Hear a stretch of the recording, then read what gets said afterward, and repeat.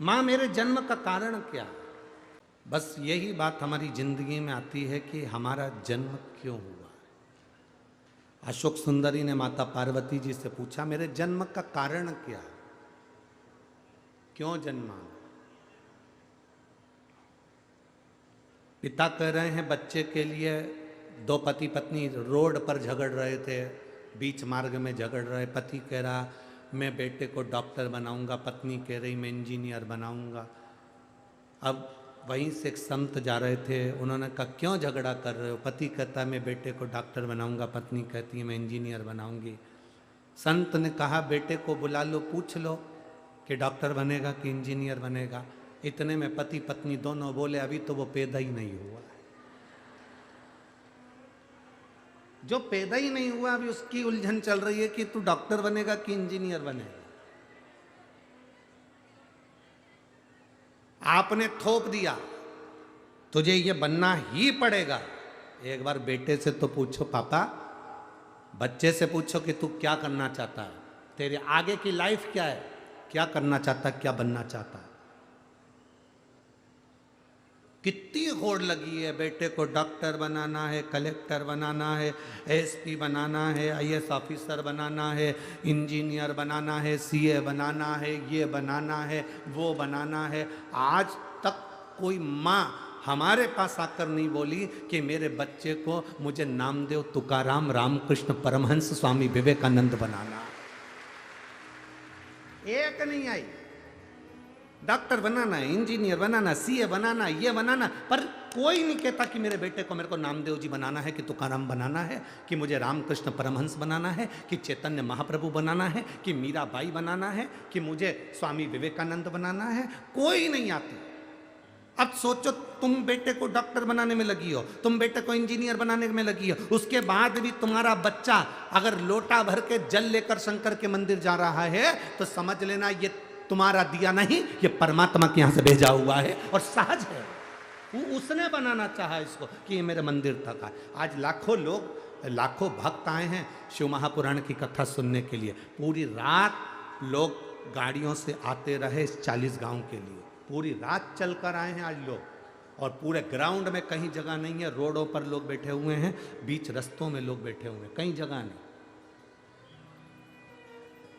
और यहाँ जितने बैठे हो ना तुम सब अंदर, हम जानते हैं तुम्हें नींद मींद नहीं आई होगी। रात भर डीजे, ढोल, मंजीरा, नगाड़े, बैंड, भजन, कीर्तन, बिस्कुट, टॉफी, केसर का दूध, चाय, हलवा, पूड़ी, पूरन पोली।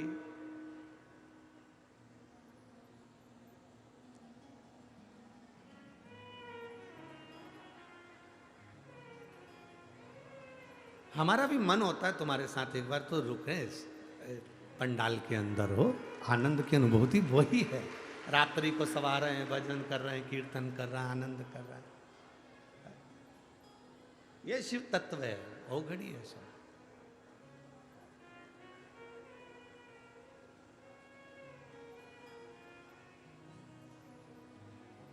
लाखों की संख्या में आप लोग पहुंचे,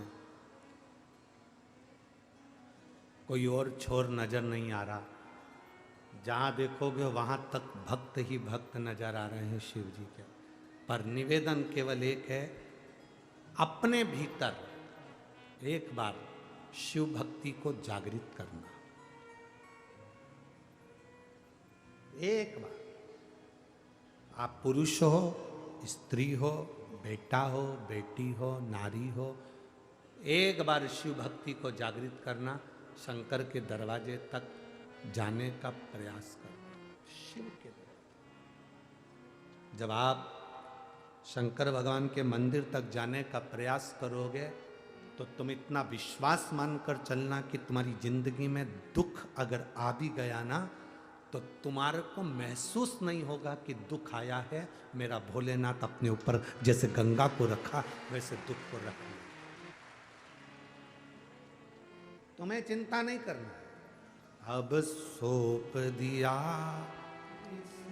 जीवन का सब हार तुम्हारे हाथों, है हार तुम्हारे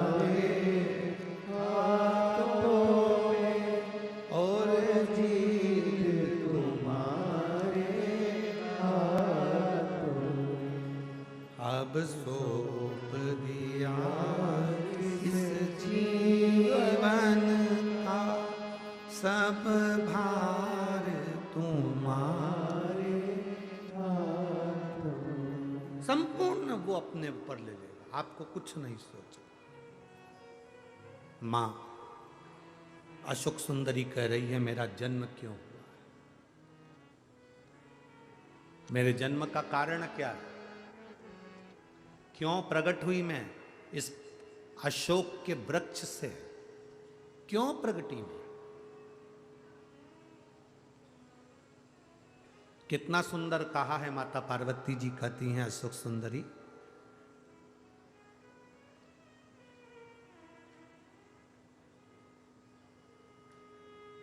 तेरे जन्म का केवल एक कारण है, तेरे जन्म का केवल एक कारण,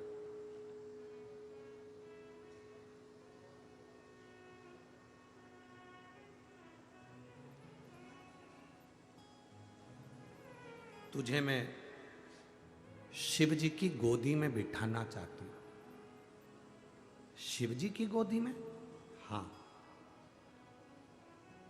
क्यों? पूरा विश्व सुने ये कथा, आप भी अपनी जिंदगी में सुनना। यह पहली बार संवाद इस 40 गांव की कथा में ये निकला है। पार्वती जी से अशोक सुंदरी बोल रही हैं कि आप मुझे शंकर जी की गोदी में बिठाना चाहती हो क्योंकि तू मेरी पुत्री है, पिता की गोद में बेटी बैठे इसलिए मैं तुझे प्रकट करूं। क्यों, किस लिए, क्या कारण? पार्वती जी ने कहा, सुन अशोक सुंदरी,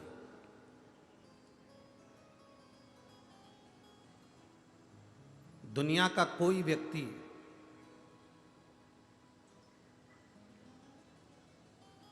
कई लोग ऐसे हैं कि जो काशी तक नहीं पहुंच सकते।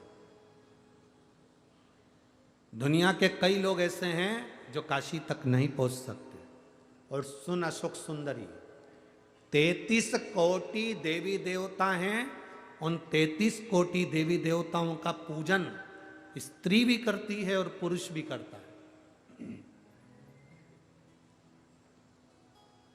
जो नारी करती है, जो पुरुष करता है, जो बेटी करती है, जो बेटा करता है, उसका कल्याण होता है, उसके परिवार का कल्याण होता है।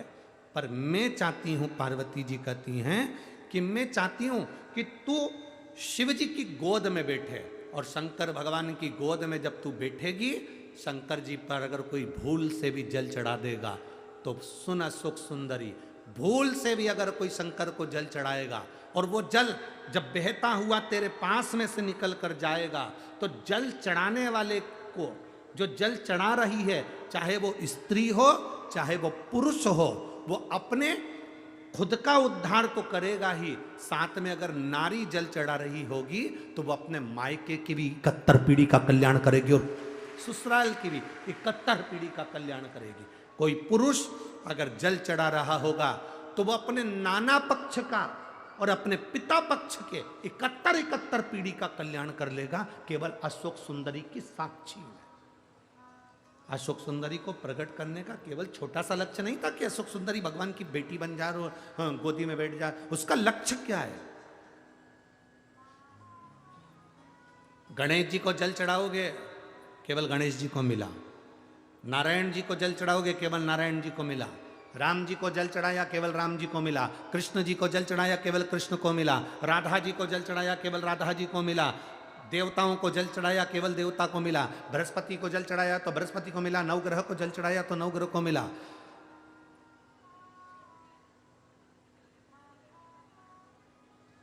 पर केवल एक देवाधिदेव महादेव ऐसे हैं जिनको जल चढ़ता है तो केवल महादेव को नहीं, 33 कोटि देवी देवताओं को प्राप्त हो जाता है। केवल एक महादेव ऐसे हैं।